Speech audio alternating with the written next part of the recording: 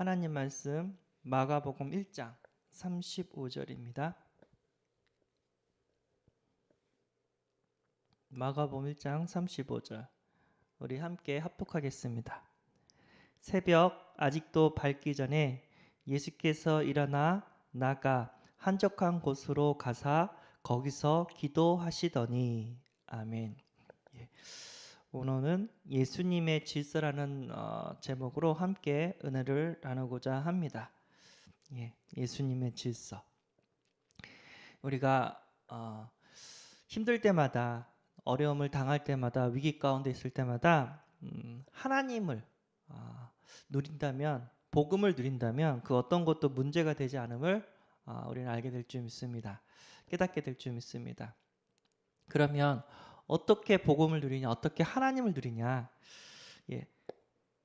하나님은요, 지금도 말씀을 성취시키고 계십니다.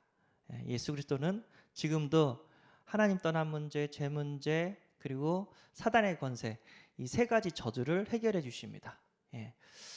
또 성령님께서는요, 능력으로 우리 함께 계시는 줄 믿습니다. 그래서 하나님과 함께 한다는 얘기는 하나님의 말씀을 우리가 붙잡는다는 얘기랑 같습니다. 그래서 그 말씀을 성취시키신 분이 우리 하나님이시기 때문에, 그래서 우리가 기도하는 가운데 위기가 어려운 문제 가운데 있을 때 꼭 말씀을 붙잡는 은혜가 임하시기를 소원합니다.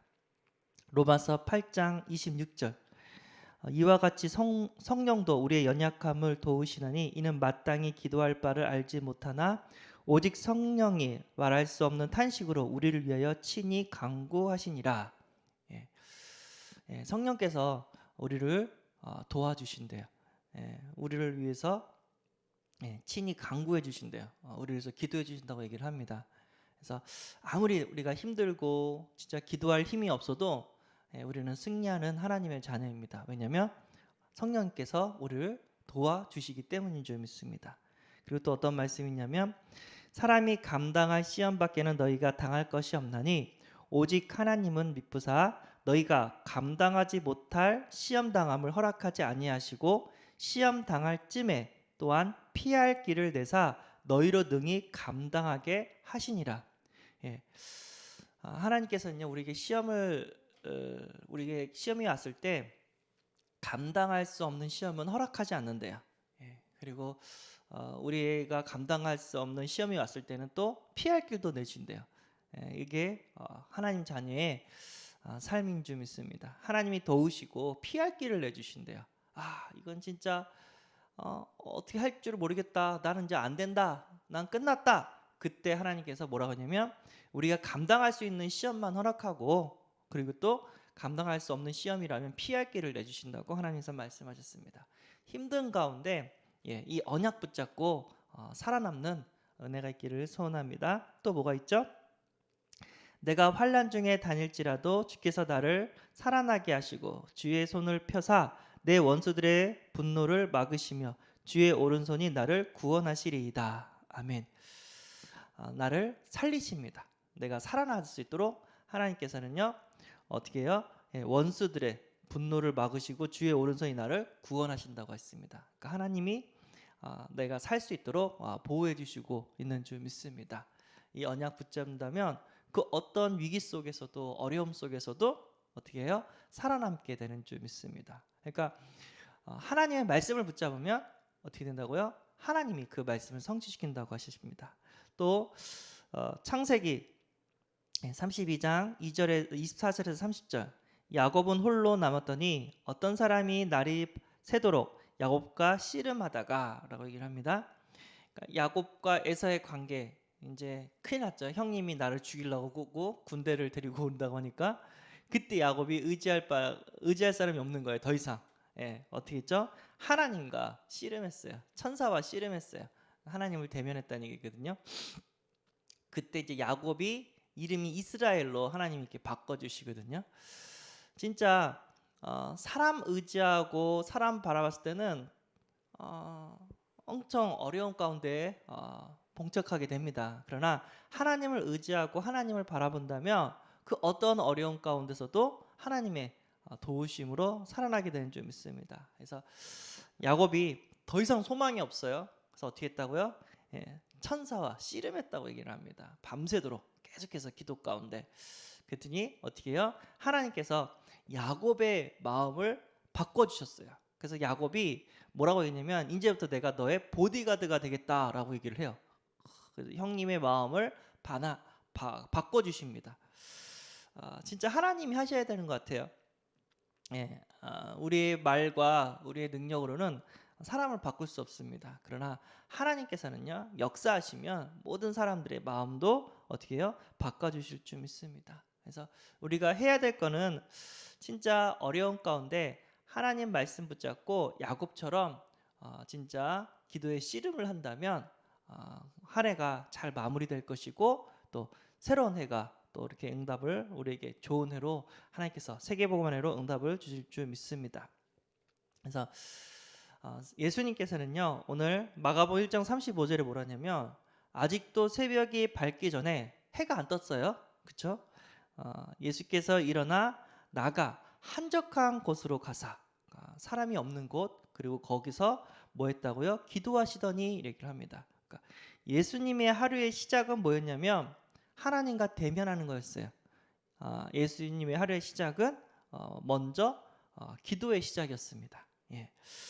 예수님은 영적 질서, 하루 생활 질서 그리고 예수님의 습관이 있었대요. 그래서 예수님은요 먼저 뭐를 했냐면 기도부터 했어요.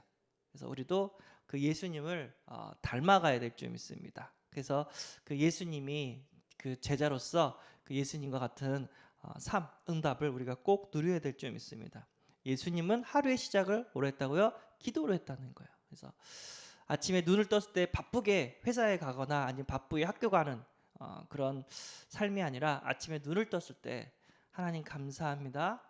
주는 그리스도시요 살아계신 하나님의 아들이십니다. 오늘도 우리 직장 생활하는 가운데 하나님 성령께서 역사해 주시고 만남의 축복도 주시고 학교 가는데 하나님 공부할 수 있도록 지혜와 총명을 주시고 기도하시면서 해야 될 줄 믿습니다. 우리의 사업이 세계복음화하는 사업이 되게 하시고 우리의 학업이 진짜 세계복음화에 쓰임받은 학업이 되게 해달라고 우리가 기도하며 하루를 시작한다면 진짜 힘을 가지고 기쁨과 감사로 하루를 시작하게 될 줄 믿습니다. 하나님 주시는 힘을 가지고 그래서 우리도 예수님처럼 하루의 시작 모든 일, 사업, 직장, 공부의 시작을 하나님 먼저 대면하여 기도하고 시작을 해야 될 줄 믿습니다. 언제 기도하냐? 바쁠수록 기도한대요. 너무 바빠가지고 기도할 수가 없어. 그러니까 기도하는 거예요. 바쁘니까 기도하는 거예요. 왜요? 하나님이 도와주셔야 되니까요. 그리고 힘들수록 너무 힘들어서 기도할 수 없어. 힘들기 때문에 기도하는 거예요. 그리고 답답할수록 너무 답답해가지고 기도도 안 나와. 답답하니까 기도하는 거예요. 안 될수록 너무 되는 일이 없어가지고 낙심이 돼. 안 될수록 기도하는 거예요. 그럴수록 하나님을 찾았을 때 우리의 모든 문제가 해결되어지는 것들을 체험하게 된 줄 믿습니다. 하루의 시작을 하나님과 대면하는 것으로 시작을 한다면 이것이 반복이 되어지며 이것이 체질이 되어지고 이것이 우리의 영적인 질서가 되게 되는 줄 믿습니다. 예수님도요 질서가 있다는 거예요. 영적인 질서가 있었어요. 예수님도 하루의 시작을 하나님과 대면하는 걸로 시작을 했단 말이에요. 여호와는 나의 목자시 내가 부족함이 없으리로다 하면서 진짜 하루의 시작을 말씀을 읊조리면서 시작했던 다윗처럼 우리도 하나님 말씀 붙잡고 하나님과 대면하며 기도로 하루를 시작해야 될 줄 믿습니다. 그 예수님의 삶도요 어떤 삶이었냐면요 세상 질서를 지키는 그런 삶이었습니다. 예수님께서 인간을 구원코자 인간의 몸을 입고 이 땅에 오셨습니다. 그리고 그 사회에 융합되어서 어떻게 한다고요? 그 사회에 있는 사람들을 살리는 그런 구원자의 역할을 하셨습니다. 예수님이 출생할 때부터 예수님은요 이 사회의 시스템을 어떻게 했다고요? 존중하고 지켜줬어요. 누가복음 2장 1절에서 7절 베들레헴으로 가죠. 왜 베들레헴으로 갔었냐면 그때 요셉과 마리아가 베들레헴으로 가는데 가이사 아구스도가 명령을 내려 온 천하로 호적하러 보내니 예수님의 어머니 마리아가 호적하러 가다가 말구에서 예수님을 출생하는 일이 벌어집니다. 그러니까 유대인들은 다 호적을 해라. 그러니까 고향에 가가지고 호적을 등록을 하라고 합니다. 그 명이 떨어졌을 때 어떻게 했다고요? 베들레헴으로, 자기가 태어난 베들레헴으로 가가지고 호적하는 가운데, 하려고 가는 가운데 아기를 낳았다고 얘기를 합니다. 예수님이 태어났다고 합니다. 그것도 세상 질서였고요. 그리고 예수님은 누가복음 2장 21절 24절 8일 만에 할례를 했대요. 탄생한 지 8일 만에 유대인의 법대로 할례를 받고 제사를 드렸다고 합니다. 예수님이 태어난 다음에. 그리고 12세는요 6월절이 돼서 성전에 올라가서 말씀을 나눴다고 합니다. 그러니까 6월절도 지켰다는 거예요. 예수님은 유대인들의 그 판례 8일 만에 할례를 이렇게 또 행하셨고요. 그리고 30세 이제 모든 것들을 이제 성인이 되어서 본격적으로 그렇죠. 네. 또 30세 이전에는요 예수님께서도 어떻게 해요? 사역하기 전에 세례 요한에게부터 세례를 받았대요. 세례 요한이 깜짝 놀라죠. 아니 내가 예수님께 세례를 받아야지 어떻게 예수님 나한테 세례를 받을 수 있겠습니까? 내가 하나님의 일을 하기 위해서 이게 과정이 필요하기 때문에 행하라고 합니다. 그래서 세례도 받으셨고 30세 이후에는요 본격적으로 가르침을 이렇게 주셨고요. 그리고 그 가운데도 또 뭐라 하냐면 마태복음 17장 24절에서 27절 물어봐요. 세금을 내야 되냐고. 그래서 왜 당신들은 세금을 안 내냐고. 성전세라는 유대인들이 내는 세금이 있었거든요. 그래서 반세겔이 세겔, 한 사람당 반세겔을 내야 되는 그런 세금이었습니다. 그것도 냈어요. 베드로한테 가서 고기 잡아서 고기 입속에 있는 세겔, 한 세겔을 가지고 와서 너와 나를 위해서 세금을 내라. 하여튼 진짜 고기를 잡았는데 고기 입속에 한 세겔이 있다는 거야. 그만큼 예수님은요 세상의 법도를 다 지켰다는 얘기예요. 우리가 아무렇게나 사는 게 아니라 내가 하나님 자녀니까 나는 아무렇게 살 수 있다. 살 수는 있죠. 하나님은 전능하신 분이고 그분의 자녀이기 때문에. 그런데 예수님은 세상을 살리고자 이 땅에 오셨고 세상의 질서를 지키셨습니다. 예. 우리가 세상에 살면서 세상의 질서가 있어요. 예를 들어서 교통법규가 있어요. 자동차를 몰고 가는데 신호를 지키고, 예. 그다음에 속도를 지키고 그런 교통법규가 있습니다. 그래서 하나님께서는요 이것도 어떻게 해요? 잘 지키는 우리가 되어지기를, 세상의 질서를 잘 지키는 우리가 되어지기를 원하십니다. 우리가 질서를 안 지키고 아무렇게 생활하면 감옥에 갈 수 있어요. 예. 그런데 우리는 그런 수준이 아니라 어떻게 해요? 세상을 보호하고 지키면서 그 사람들을 살려야 되는 그런 수준이 될 줄 믿습니다. 그래서 우리가 기독교에서 교통법규도 잘 지키고 세금도 잘 내고 또 우리가 세상에 이런 일들을 우리가 같이 따라가야 될 줄 믿습니다. 그래서 거기에 있는 사람들을 살려내야 돼요. 제가 만약에 중국에 선교를 간다면 중국에 가서 중국의 법을 지켜야 돼요. 예, 그들의 문화를 따라줘야 돼요. 그래가지고 거기에 있는 사람들을 복음으로 살려야 되는 그런 사역을 해야 될 줄 믿습니다. 아멘.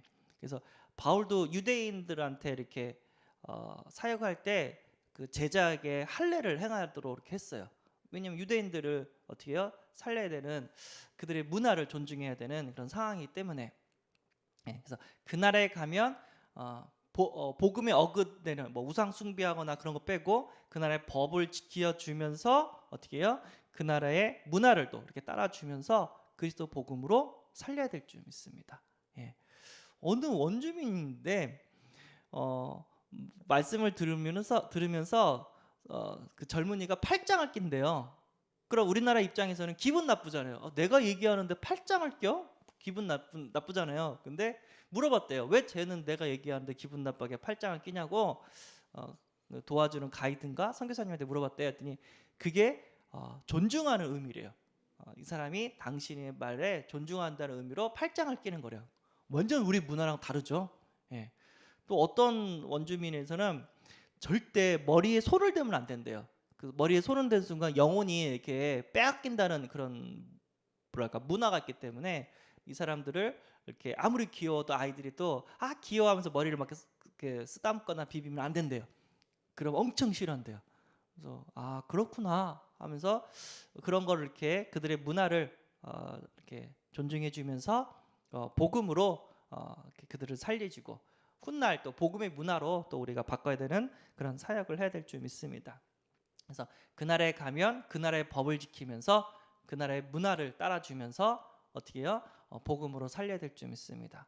그리고 우상 문화는 복음의 문화로 우리가 바꿔야 되는 사역을 해야 될 줄 믿습니다. 그래서 예수님의 질서 첫 번째는 뭐라고 했죠? 예, 기도했다고 했죠. 하루의 시작을 기도로 시작했다고 했죠. 그리고 우리가 기도할 때 하나님 말씀 붙잡고 기도해야 돼요. 로마서 8장 26절 하나님의 도우심을 간구하면서 고린도전서 10장 13절 하나님께서 감당치 못할 시험과 그 다음에 피할 길을 내주신다고 하는데 하나님 피할 길을 달라고. 그리고 시편 138편 7절 하나님께서 내가 살 수 있도록 나를 지켜달라고.